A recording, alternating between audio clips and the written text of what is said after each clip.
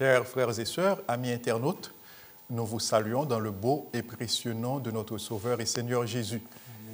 Aujourd'hui encore, vous avez l'équipe composée de frères Michael et de frères Georges. Oui. Alors, votre serviteur Paul. Nous sommes avec vous pour étudier la 12e leçon du trimestre. Mais avant même de commencer, disons un mot de prière avec frère Michael. Prions. Seigneur, nous voulons voir ta gloire. Nous voulons te remercier de ce moment que tu nous permets d'avoir dans l'étude, dans l'échange, Seigneur, et que tu puisses également être avec toutes celles et ceux qui écouteront et regarderont, Seigneur, cette étude. Béni soit ton nom, Père, et éclaire-nous. C'est au nom de Jésus que nous t'adressons cette prière, et pour ta gloire. Amen. Amen. Amen. Fais-moi voir ta gloire. C'est Moïse qui a adressé cette prière à l'Éternel. Et nous trouvons cette prière aussi dans le cadre de toute une grande conversation entre Moïse et Dieu après la grande scène d'idolâtrie et on dirait d'apostasie du peuple. L'auteur du questionnaire parle de croissance spirituelle. Moïse qui entretenait une relation de plus en plus profonde avec Dieu. Et il y a ce paragraphe que nous pourrions lire. Dans notre marche avec Dieu, c'est dans la partie du samedi après-midi, du sabbat après-midi, dans notre marche avec Dieu, nous avons tous besoin de grandir. Sans croissance, nous sommes morts. Sans croissance, nous sommes morts. L'apôtre Pierre déclare « Croissez plutôt dans la grâce et la connaissance de Jésus-Christ, notre Seigneur et Sauveur. À lui la gloire, maintenant et jusqu'au jour de l'éternité. Amen. » 2 Pierre 3, verset 18. Nous devons être disposés à grandir. Grandir. Nous sommes chaque jour à l'université de Dieu, nous dit l'auteur, où il n'y a pas de diplôme, mais un apprentissage constant. À chaque étape de la croissance, vous pouvez être parfait si vous laissez Dieu vous façonner et vous transformer peu à peu en celui ou celle qu'il vous appelle à être en Christ. Donc, et ce que nous devons demander à Dieu, c'est de nous transformer, de nous façonner, de nous transformer chaque jour davantage. En effet, nous devons nous laisser, nous devons nous abandonner entre les mains de Dieu. Nous devons laisser Dieu nous façonner et nous transformer. Et si nous le faisons, nous allons croître comme Moïse lui-même aussi, il a grandi dans ses relations avec Dieu. Et on a vu Moïse qui s'entretenait avec Dieu dans la tente de la rencontre, dans la tente d'assignation. Alors, le contexte est clair. Le peuple venait de fabriquer un veau d'or. Il a même adoré ce veau d'or. Dieu n'était pas du tout content. Et Dieu voulait même faire périr le peuple. Et Moïse s'est mis à intercéder en faveur de ce peuple. Dieu avait décidé de ne plus accompagner le peuple. Et maintenant, grâce à l'intercession de Moïse, on va voir, on va dresser une tente en dehors du camp où Dieu va rencontrer Moïse. Et Dieu va parler à Moïse et comme on parle à un ami, Et c'est ce degré d'amitié que nous devons chercher à développer avec Dieu, que Dieu devienne notre ami, que nous devenions son ami. Et puis, dans nos relations aussi avec les autres, souvent, nous cherchons à avoir des amis loyaux, mais nous aussi, nous devons demander à Dieu de nous accorder la grâce d'être loyaux aussi envers les autres, d'être de bons amis pour les autres. Souvent, nous exigeons quelque chose des autres, mais nous ne faisons aucune exigence à notre propre personne. C'est très important. Alors, je lis ce petit texte-là. Un ami, c'est l'une des choses les plus agréables qu'on puisse avoir. Et c'est aussi l'une des meilleures personnes que nous pouvons être. Amen. Nous devons être des amis pour nos frères, pour nos sœurs. Des amis loyaux. Des amis loyaux, des amis fidèles. Voilà. Moïse était quelqu'un qui favorisait le changement. Même si le peuple ne suivait pas toujours ses instructions et ses paroles, mais Moïse était quelqu'un qui favorisait le changement. Même si le peuple ne suivait pas toujours ses instructions et ses paroles. Mais quand ce fut le cas, ils prospérèrent. Le peuple prospéra. Donc, il y a de la prospérité dans l'obéissance à la parole de Dieu.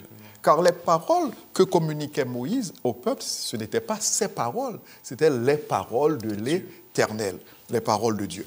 Donc, soyons des amis de Dieu d'abord, et puis des amis les uns pour les autres, des amis fidèles, des amis loyaux.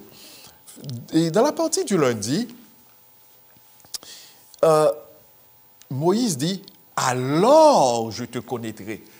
Alors, ici, c'est introduit comme une sorte de conséquence, et par conséquent, alors je te connaîtrai. Frère Georges. Oui, je dirais ça serait comme passer au niveau suivant, passer à la prochaine étape. Et rapidement, on voit un Moïse qui était élevé dans le foyer de sa mère Jochebed et ses enfants Myriam et Aaron, qu'il commence à avoir ses contacts avec Dieu.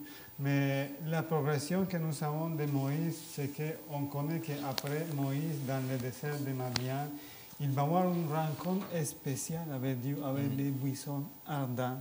C'est ce qu'on a vu pendant ce trimestre. Mais on voit toujours une progression plus proche parce que pendant les fléaux, les passages de la mer Rouge, on voit cette connexion de Dieu avec Moïse. Et maintenant, il avait un événement très lamentable, très triste, que c'est l'infidélité du peuple de Dieu. Puis Dieu, comme tu as dit, il a comme menacé de ne pas continuer avec le peuple. Mais Moïse était ce leader fidèle qui intercédait, qui était loyal à ce peuple, il a fait ses prières. Puis c'est à ce moment où il va dire « Fais-moi voir ta gloire. Fais-moi te connaître. » Ok. Alors, je vais te connaître, je vais avoir cette assurance. C'est un appel à nous. Ayons toujours cette envie d'avoir une expérience plus proche de Dieu. Parce que c'est intéressant, c'est ouvert pour tous. On a toujours cette merveilleuse bénédiction d'avoir une expérience plus proche de Dieu.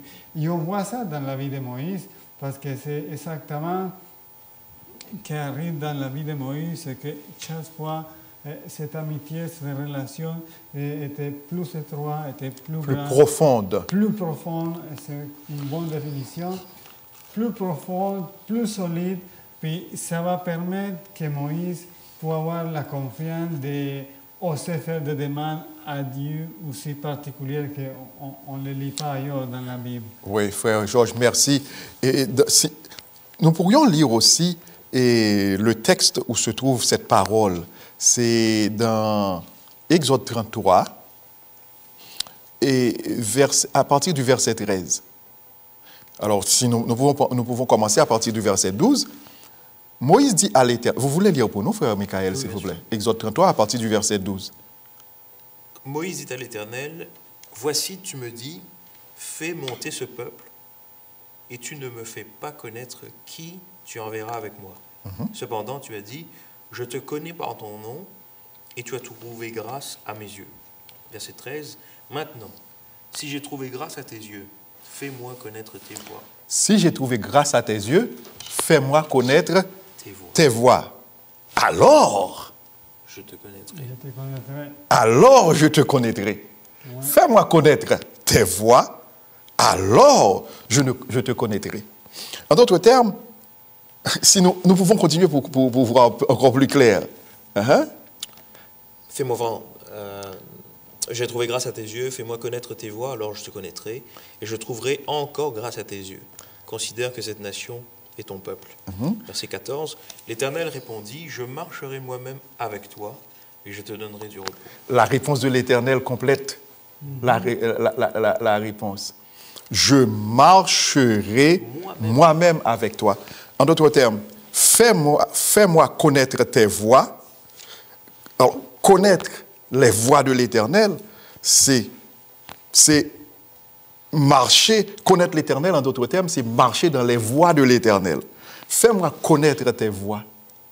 Marche avec moi. Révèle-toi à moi. Fais-moi connaître tes voies. Oui. Alors je te connaîtrai. En d'autres termes, fais-moi connaître tes voies, j'y marcherai et je te connaîtrai. Oui, c'est ça. Et on connaît l'Éternel, c'est quand on marche dans les voies de l'Éternel. Oui, c'est ça, non, très bien, merci beaucoup. J'aime bien cette partie du verset 15 qui nous dit, Moïse lui dit, si tu ne marches pas toi-même avec nous, ne nous fais point partir d'ici. Je voulais souligner ça parce que des fois nous avons des doutes, nous avons des décisions importantes à prendre à niveau des dirigeants ou de notre vie. Puis on doit prendre cette position de Moïse. On doit prier jusqu'à avoir une assurance que l'Éternel nous donne une réponse et qu'on peut continuer. Et ça, c'est ça qui est arrivé dans l'histoire de Moïse. Dieu lui a donné cette promesse que oui, il va marcher avec eux, il ne va pas les laisser. Mais c'est une promesse pour nous aussi. Dieu ne va pas nous laisser. Prenons cette promesse pour nous, parce que nous vivons des temps difficiles, nous vivons beaucoup d'incertitudes, mais si nous cherchons Dieu De tout notre cœur. avec insistance, parce que Moïse a été insistant, ça n'était pas une petite affaire, lui a été insistant, puis il ne demandait pas juste la grâce pour lui, mais aussi il demandait la bénédiction pour son peuple.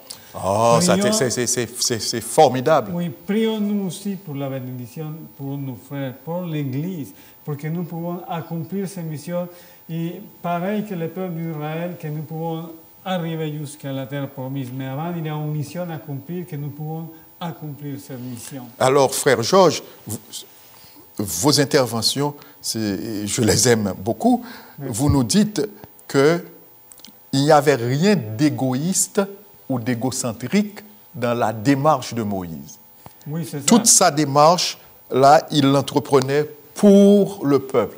Et si nous allons plus loin, au chapitre 32, au chapitre 32 et au verset 32, et Exode 32, verset 32, Moïse va jusqu'à dire à l'Éternel, pardonne maintenant leurs péchés, sinon efface-moi de ton livre que tu as écrit. Ah, Moïse, c'est une parole extraordinaire. Je pense que cette parole a étonné même Dieu. Alors c'est une façon de dire. Oui, bien sûr. Et pardonne maintenant leurs péchés, sinon efface-moi de ton livre que tu as écrit. Comment je le vois, c'est une insistance, mais pour l'amour du peuple. C'est comme tu disais. Moïse avait un amour. Ouais. C'était vraiment pas pour lui. Profond pour le peuple. Absolument pas. Non. Et c'est tout ça qui est connaître l'Éternel. Et on va le voir plus tard. Dans Fais-moi voir ta gloire. On va voir ce qu'est la gloire de Dieu, finalement. Absolument. Et on va voir que Moïse a pu goûter un peu de cette gloire-là en manifestant de l'amour, de la bonté. Allons. Je ne veux pas anticiper. Allons-y, frère Michael. Dans le texte, Exode 33, verset 17. Exode 33, verset 17. Verset 17. OK. Frère Georges. On peut lire à partir du verset 17. Frère Georges pourrait lire pour nous. 33, ouais. 17 à 33, s'il vous plaît. Oh, c'est long, c'est long. OK, allez-y. L'Éternel dit à Moïse, je ferai ce que tu me demandes, car tu as trouvé grâce à mes yeux et je te connais par ton nom. C'est intéressant, hein? C'est Dieu même qui dit, hey Moïse, je te connais de façon personnelle. Moïse dit, fais-moi voir ta gloire. L'Éternel répondit, je ferai passer devant toi toute ma bonté et je proclamerai devant toi le nom de l'Éternel. Je fais grâce à qui je fais grâce et miséricorde à qui je fais miséricorde. On continue? Jusqu'au verset 23. Jusqu'au 23. L'Éternel dit, tu ne pourras pas voir ma face, car l'homme ne peut pas voir ma face et vivre. L'Éternel dit, voici un lieu près de moi, tu te tiendras sur le rocher, quand ma gloire passera, je te mettrai dans un creux du rocher, et je te couvrirai de ma main jusqu'à ce que je ai passé. Et lorsque je retournerai ma main, tu me verras par derrière, mais ma face ne pourra pas être vue. Merci, frère Georges. Ici, quand Moïse demande à voir la gloire de Dieu, verset 18, bien, comme on le voit, l'Éternel répond qu'il fera passer sa bonté devant lui. Sa bonté, son nom, passer sa grâce, sa Ma miséricorde. bonté et proclamera son nom. C'est intéressant ici de comprendre parce que cela montre que la gloire de Dieu se traduit ici par son caractère moral, bonté, miséricorde, comme tu l'as dit, et la justice. Dieu est infiniment saint et dans son amour, il protège Moïse parce que personne. Moïse n'allait pas pouvoir voir la face de Dieu. Absolument. C'est pourquoi Dieu lui a dit, tu pourras me voir de dos. Exact. Il Ouais. protège Moïse de la plénitude de sa présence. Mhm. Et c'est intéressant parce que, un petit peu plus loin, quand on comprend le texte, je proclamerai devant toi le nom de l'Éternel. Le nom de Dieu dans la pensée hébraïque, c'est son être, son identité profonde. Donc, Et- si je comprends bien, frère Michael, toutes mes excuses là, il y aurait une relation, ou bien il y a une relation entre le nom de Dieu, sa gloire et sa bonté, sa miséricorde, sa grâce, disons son caractère. Oui. Donc, connaître le nom de l'Éternel, c'est connaître le caractère, qui il est, ok, son caractère, le Dieu d'amour qu'il est. Absolument. Et Le Dieu de tu bon- le disais tout à l'heure, le fait pour saisir le caractère de Dieu sous cet angle-là, il faut évidemment, comme Moïse l'a fait, devenir, si je puis le dire ainsi, devenir l'ami de Dieu, mais chercher à nouer cette relation avec Dieu, connaître qui il est. Ça passe évidemment par la prière, par l'étude de la parole de Dieu, parce que c'est là où la vie se trouve et pour comprendre qui est Dieu. Mais en tout cas, la gloire de Dieu, ici on peut le résumer, c'est sa bonté. Sa bonté. Oh, il semble que frère Georges allait dire quelque chose, non? Non. Ok. Je vous entends, Oui. vous écoutez. Oui, parce qu'en fait, j'ai bien aimé cette intervention, frère Michael. Et comme le dit l'auteur, il cite Sir White, la gloire de Dieu est d'accorder sa vertu à ses enfants. Il désire voir hommes et femmes atteindre les plus hauts sommets. En d'autres termes, la gloire de Dieu, c'est manifester sa bonté, son amour. David, parlant de Dieu, il a dit le Dieu tout bon. David appelait Dieu le Dieu tout bon. Tout bon. Et Jean va dire, dans 1 Jean chapitre 4, le verset 8, Dieu est amour. Il est essentiellement amour. Donc, connaître la gloire de Dieu, ce n'est pas parler de Dieu seulement, c'est vivre cette bonté, c'est vivre cet amour. C'est avoir une expérience relationnelle personnelle. Avoir une expérience relationnelle avec Dieu. Et cette expérience relationnelle avec Dieu va avoir aussi son impact sur nos relations avec nos semblables, sur nos relations avec les autres. Oui, frère Tu as Michael. fait référence au texte tout à l'heure de Ellen White, et elle poursuit que la gloire de Dieu consiste à pardonner, transformer, élever les pécheurs repentants. Et il s'agit d'un caractère aimant, bienveillant, juste. Dans le texte, prophète et roi, ça dit, sa gloire consiste à embrasser les pécheurs repentants. Donc, Dieu se glorifie en se donnant à nous, en nous élevant en nous permettant de nous élever à sa hauteur pour lui ressembler. C'est ça. Exactement, c'est ça l'objectif. exactement. Et notre réponse à cette gloire, c'est évidemment de pouvoir nous en imprégner, mais également de refléter ça autour de nous pour la partager dans notre propre vie aux autres. Vous avez parlé de ressemblance à Dieu. C'est le but même du plan de la rédemption. Absolument.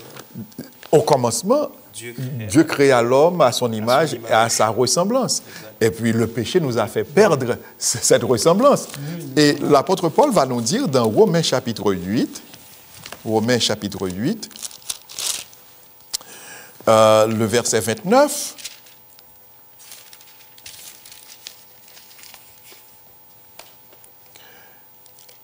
ceux qu'il a connus d'avance, il les a aussi prédestinés à être semblables à l'image de son Fils, afin que son Fils fût le premier-né entre plusieurs frères. Donc le but même du plan de la rédemption, c'est que nous redevenions semblables à Dieu, disons semblables à Jésus-Christ. Dire de redevenir semblable à Jésus-Christ, c'est dire redevenir semblable à Dieu. Et c'est pourquoi, et dans d'autres passages encore, l'apôtre Paul dit, et devenez donc des imitateurs de Dieu. Voyons, donc Dieu nous appelle à l'imiter dans son amour, à l'imiter dans sa bonté. Jésus a dit, soyez donc parfaits comme votre Père céleste est parfait. Et Sir White commente ce texte de Jésus en disant, soyez donc parfaits dans votre sphère, comme Dieu lui-même, il est parfait dans sa propre sphère. Bien, alors, c'est la gloire de Dieu. Et Dieu est disposé de se révéler à l'humanité à travers nous. Quand nous manifestons de la bonté envers les autres, quand nous manifestons de l'amour envers les autres, écoutez, je vais vous poser une question. Vous êtes libre d'y répondre. Il y a des gens qui pensent que manifester de la bonté, de l'amour envers les autres, c'est seulement et envers les gens de leur petite communauté. Qu'est-ce que vous pensez? C'est parce que Jésus a fait. Ah, ok. Jésus, il s'est mêlé aux gens. Ça pas dit, le texte ne dit pas, la parole de Dieu, la parole vivante ne dit pas Jésus s'est mêlé à telle église, s'est mêlé aux gens pour leur faire du bien. Donc, à tous. À qui on peut apporter notre soutien, qu'il soit moral, ou physique, spirituel. Peu importe le genre de la personne, Absolument. Peu importe la classe sociale à laquelle elle appartient. Et Dieu veut nous sauver tous. Tous. C'est ça. Et puis l'apôtre Pierre donne une échelle extraordinaire. On donne plusieurs noms à cette échelle. Et là où il dit, nous devons, par exemple, c'est dans 2 Pierre 1er, versets 5 à 7, et 2 Pierre 1er, versets 5 à 7, il est écrit « Faites tous vos efforts pour joindre à votre foi la vertu, à la vertu la science, à la science la tempérance, à la tempérance la patience, à la patience la piété, à la piété l'amour fraternel, et à l'amour fraternel la charité. » L'amour fraternel, c'est l'amour que nous manifestons entre nous autres, là, frères et sœurs. Oui. Mais l'amour, la charité, qui est l'amour agapé, c'est l'amour que nous devons manifester envers tous les hommes. Tous les hommes. C'est cet amour-là qui, quand nous le pratiquons, quand nous le vivons, et qui va vraiment montrer que Dieu est en nous et que la gloire de Dieu est en train de transparaître dans nos vies. Alors, Dieu se révèle, frère Georges, oui, toujours dans le cadre de cette histoire-là, et Moïse qui intercède pour le peuple. Moïse, on se rappelle la première fois, quand il descendait là de la montagne avec les tables de pierre, quand il a découvert que le peuple était en train de se livrer à l'idolâtrie, et il a jeté, il a laissé tomber les tables de pierre qui se sont brisées.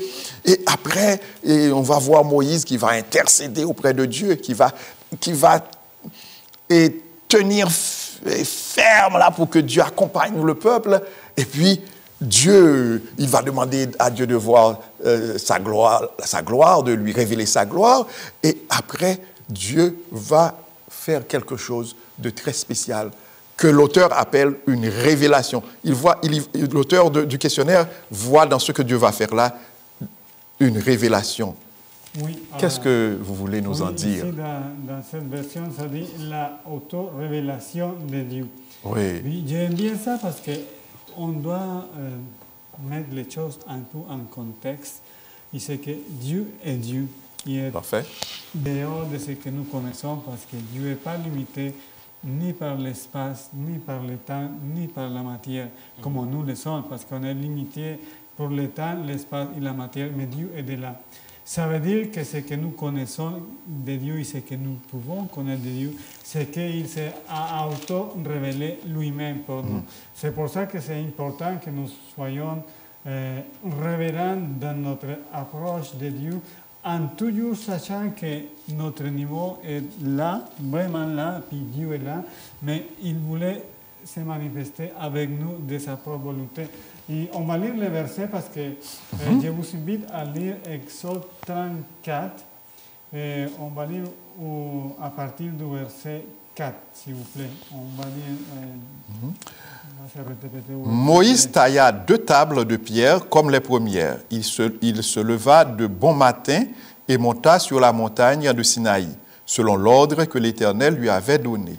Et il prit dans sa main les 2 tables de pierre. Oui, on continue. L'Éternel descendit dans une nuée, se tint là auprès de lui et proclama le nom de l'Éternel. Et l'Éternel passa devant lui et s'écria, l'Éternel, l'Éternel, Dieu miséricordieux et compatissant, lent à la colère, riche en bonté et en fidélité, qui conserve son amour jusqu'à 1000 générations, qui pardonne l'iniquité, la rébellion et le péché, mais qui ne tient point le coupable pour innocent, et qui punit l'iniquité des pères sur les enfants et sur les enfants des enfants jusqu'à la 3e et à la 4e génération. Oui, on voit ici que c'est une auto-révélation directement de Dieu. Et on voit cette manifestation que c'est un Dieu d'amour, de pardon, de miséricorde, qui est patient. J'aime bien les mots qui étaient traduits ici. Lui est lent à la colère. Ça veut dire qu'il va vraiment attendre. On pourrait dire qu'il va attendre pour ne pas prendre de mauvaises décisions, pour ne pas actuer sur le moment de la précipitation, comme des fois nous les humains, nous les faisons. Mais non, Dieu attend, Dieu est patient, Dieu est miséricordieux. Mais il y a un autre aspect, c'est qu'il est justice. Il ne tolère pas les injustices, il ne va pas laisser passer les iniquités. Et ça nous parle de cette caractéristique unique et particulière de Dieu, parce que c'est amour et justice en même temps que c'est difficile de trouver. Mais on voit un Dieu qui est prêt à pardonner à ceux qui voulaient se repentir de tout son corps, mais il va aussi faire justice pour ceux qui se révèlent ouvertement. Puis c'est merveilleux parce que ça fait confesser à Moïse, waouh Seigneur, oui, il va se prosterner par terre. Puis c'est une expérience magnifique parce que même Esaïe, Jean, ou ces manifestations directes de Dieu, ça nous fait comprendre ce qui est Dieu. Aimant, patient, un être tout puissant qui n'a pas besoin de nous, mais qui s'approche de nous pour nous aimer, pour nous pardonner. Puis ça, c'est la grâce de Dieu, cette révélation que nous avons de Dieu. Puis c'est une miséricorde, c'est une grâce infinie que nous avons de la part de Dieu. Et on peut s'appuyer dans ces promesses. Dieu est compatissant, Dieu est miséricordieux, mais n'oublions pas en même temps que Dieu est justice aussi, qu'il ne va pas laisser innocent, il ne va rien rester dans l'impunité. Il ne tient pas le coupable pour innocent. Oui, c'est-à-dire, et Dieu n'appelle pas le mal bien et le bien mal. D'ailleurs, il nous met en garde contre ça. Donc Dieu est à la fois le Dieu d'amour et le Dieu juste. Oui, c'est ça. OK. Donc, et la révélation de Dieu ici, c'est encore la révélation de son caractère. Oui, d'amour. Le Dieu d'amour qu'il est, le Dieu miséricordieux, compatissant, lent à la colère et riche en bonté, et aussi le Dieu juste. C'est extraordinaire. Est-ce que, frère Michael, vous aimeriez nous dire aussi quelque chose sur cette révélation de Dieu, non? Je vous ai vu tourner les pages là de votre Bible. Hein? Mais, je trouve ça vraiment nécessaire de comprendre le caractère de Dieu, parce que lorsqu'on noue cette relation avec Dieu, oui, Dieu nous fait comprendre sa volonté pour nous, mais sa révélation surpasse notre compréhension humaine. Donc, c'est aussi transformateur, comme la transformation que cette révélation a créée dans la vie de Moïse. Donc, allons à la recherche de Dieu, c'est ça. Allons à la recherche de Dieu. Et puis, il y a parlant de révélation du caractère de Dieu, tout ça, et nous faisons un pas en arrière, et dans la partie du mardi, et l'apôtre Paul dit que c'est la bonté de Dieu qui pousse l'homme à la repentance. Donc, non seulement il est miséricordieux, mais c'est lui encore, il est prêt à manifester sa miséricorde envers nous. Et c'est lui encore qui nous invite à venir. Il invite le pécheur à venir à lui pour bénéficier de cette miséricorde, pour bénéficier de cette grâce. Quel amour. Quel Père aimant nous avons. Quel Père aimant. Parce qu'il n'est pas en train de forcer nos volontés en nous-mêmes pour dire tu dois faire ça, qu'est-ce que je dis? Non, c'est une invitation. Il nous invite. Avec toute la liberté, avec l'amour. Apocalypse 3, verset 20. Je me tiens à la porte et je frappe. Si quelqu'un entend ma voix et m'ouvre la porte, j'entrerai chez lui, je souperai avec lui et lui avec moi. Amen. Bon, frère Michael, Moïse, le texte nous dit qu'il a taillé deux tables de pierre et puis il est monté là sur la montagne de Sinaï, selon l'ordre que l'Éternel lui avait donné. Et puis, il a passé plusieurs jours, combien de jours là? Et avec Dieu, et 40, oui. Et à son retour, comment était son visage? Rayonnant, nous dit le texte. Ok. Rayonnant. On le voit dans le verset, dans le Exode 34, verset 29, Okay. qui nous dit « Moïse descendit de la montagne du Sinaï, ayant les deux tables du témoignage dans sa main en descendant de la montagne, et il ne savait pas que la peau de son visage rayonnait parce qu'il avait parlé avec l'Éternel. » C'est quelque chose d'intéressant ici. Le texte nous montre qu'il a rencontré Dieu à nouveau, il a parlé à l'Éternel, et rayonner après avoir parlé avec Dieu, ce n'était pas simplement la rencontre physique qui a donné un point de rayonnement ici. Parce que ce qui a fait rayonner, si le texte me parle ainsi, ce qui a fait rayonner son visage, c'était la révélation justement du caractère de Dieu, la compréhension de la miséricorde de Dieu, de la patience, son amour, la fidélité de Dieu. Et c'est là une différence, parce que la première fois, son visage n'était pas...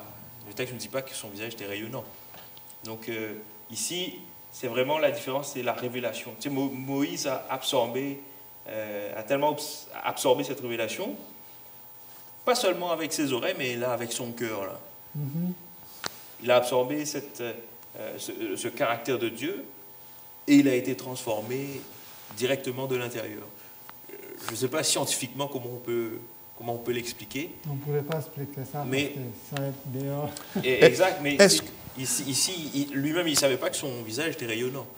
Ce qui me porte à dire que lorsqu'on laisse Dieu envahir notre vie, le terme peut-être gros, mais lorsqu'on laisse Dieu agir dans notre vie, on n'a pas le temps de se dire « Ah, le Seigneur m'a donné tel pouvoir », mais c'est l'humilité à travers la démarche de Moïse qui qui prend tout son sens parce qu'il reste humble et les autres voient qu'il y a un changement en lui. Oui.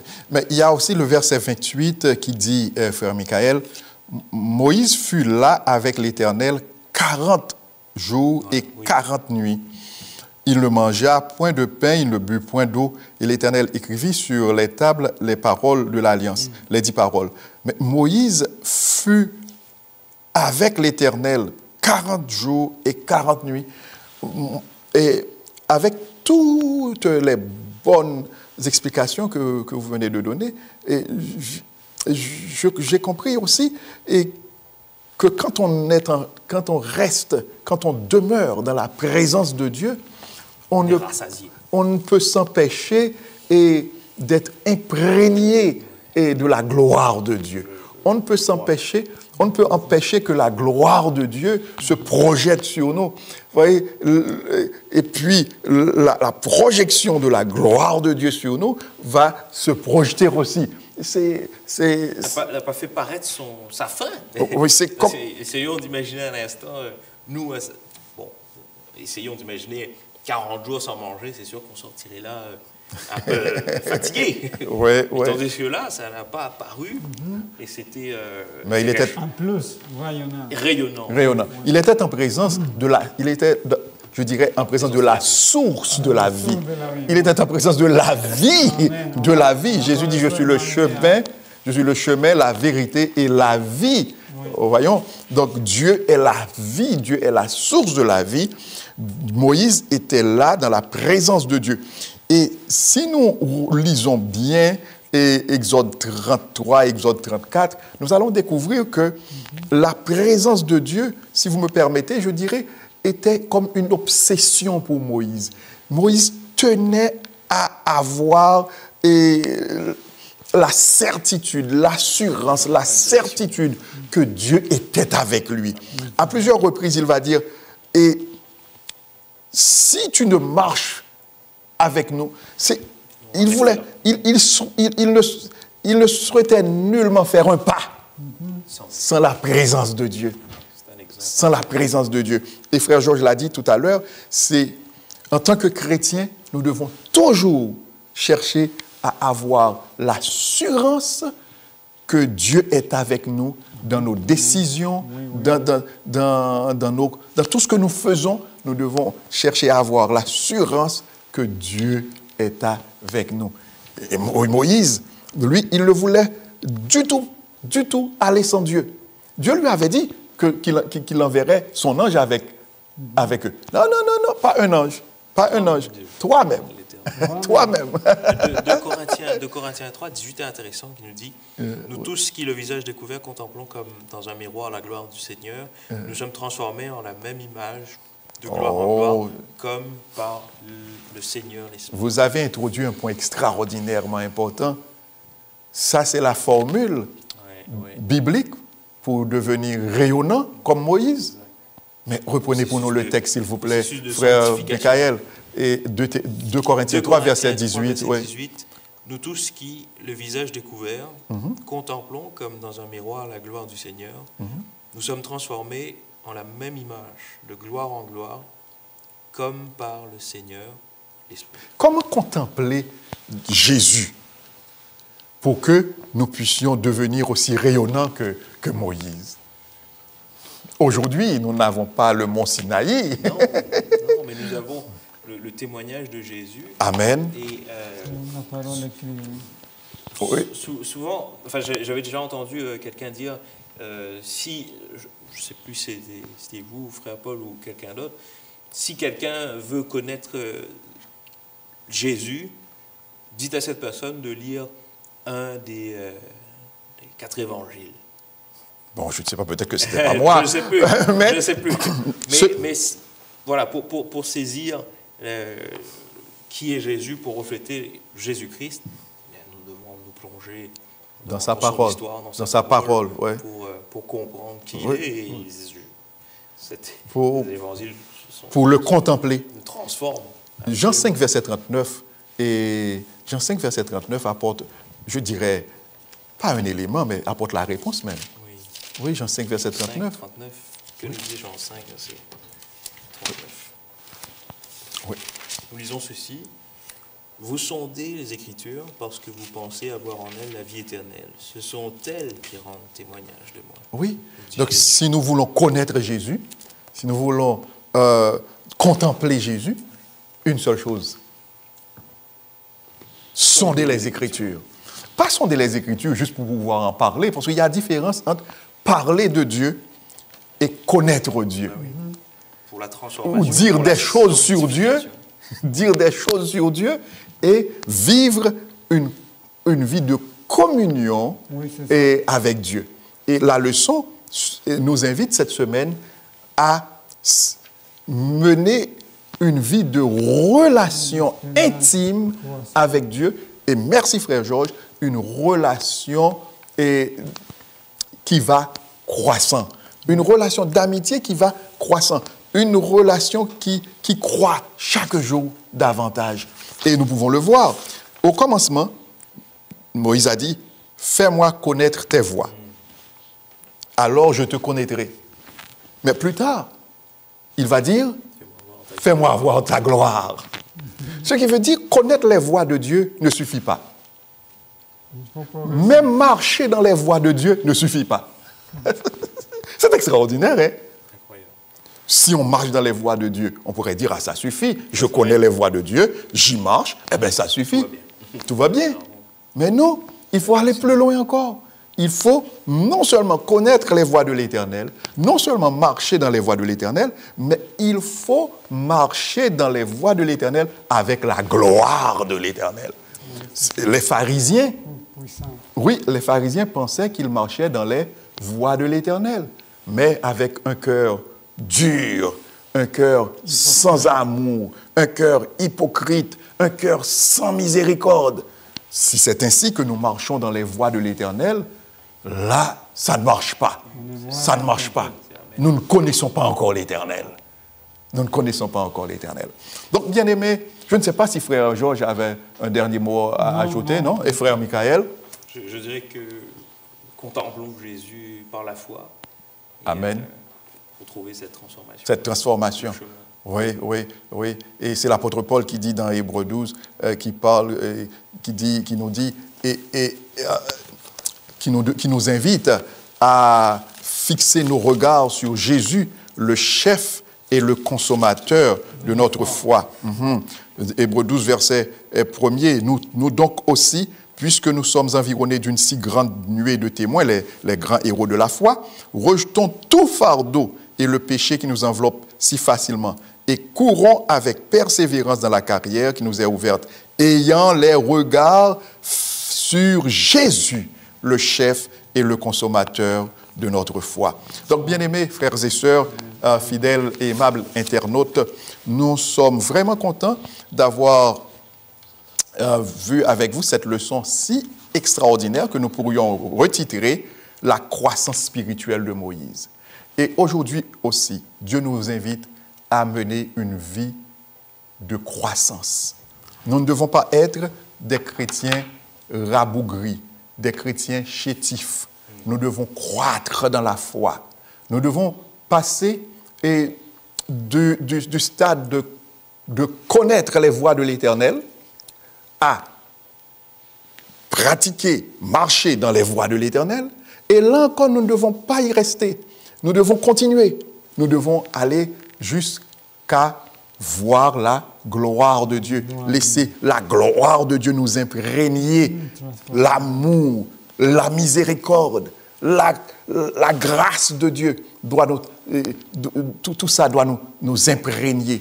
Mais je vous dirai, bien-aimés, que vous ne pourrez pas y arriver seul.